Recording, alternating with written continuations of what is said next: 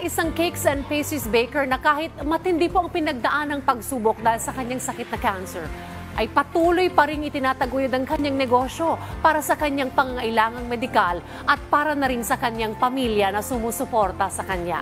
Alamin natin ang kanyang kwento dito lang sa Negosyo Tayo.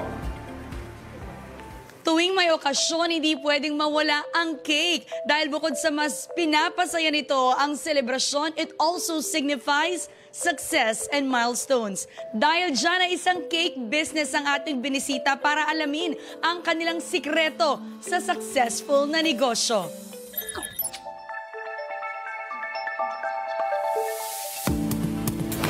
Hi, Sir Toff. Hello, good morning. Sir Toff, tell us more about your business. Basically, ang unang kinikater namin is more on customized cakes kami talaga. Pero since pandemic, since wala masyadong nagpa-party, nagsimula kami mag-create ng mga small items para makapag-online kami. Prior to doing this, ano talaga ang trabaho mo? Are you really into business already? Meron akong day job, which is sa IT company. Yun. So this is a side hustle, and then this year, up to next year, may plano na kami mag-put up ng shop. Tuloy-tuloy pa rin ba? Paano yung naging struggles niyo along the way? When the pandemic hit us, kasi nagsara talaga lahat. May times na kasi na walang nag-order. May mga times naman na maraming client. Pero nung pandemic, stop talaga. Nag-venture out kami sa iba pang more on mga ulam business. Nagkasakit ka along the process. Tell me more about your life story. Nagsimula siya sa pain sa right side. So nung una hindi ko masyadong iniisip kasi baka wala lang. Since pandemic, ang hirap ng mga hospitals face to face. So nag-aano lang ako ng mga e-consult online. So yun, binibigyan lang din ako ng mga pain reliever and everything.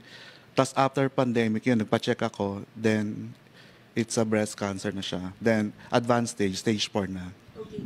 So, given your situation now, naging hindrance ba ito or barrier sa galaw ng business mo kung paano mo hinandle yung business mo? Yes. Kasi may hands-on ako eh. So, ang nangyari is, nung nagkasakit ako, stop talaga yung business.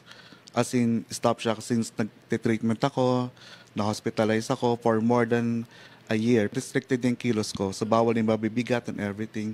So ngayon, ang ginagawa ko, more on mga small items na lang muna yung tinatanggap namin, pa isa-isa para may income pa rin na pumapasok. I am very thankful sa family ko dahil hinihelp nila ako.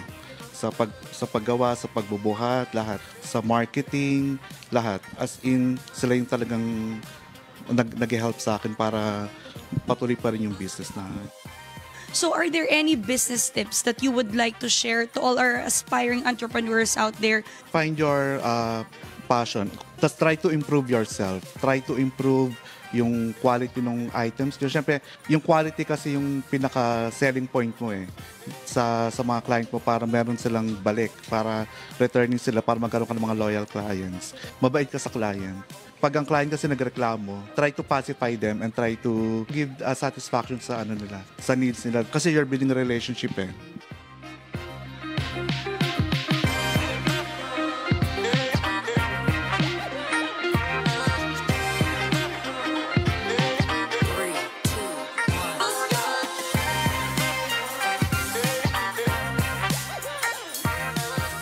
There is no such thing as overnight success. Maraming oras at effort ang ginugugol para maging successful ang isang negosyo o sa iba pang aspeto.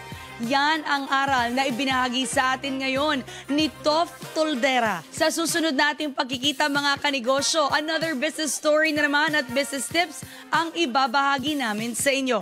Kaya naman tara, negosyo tayo!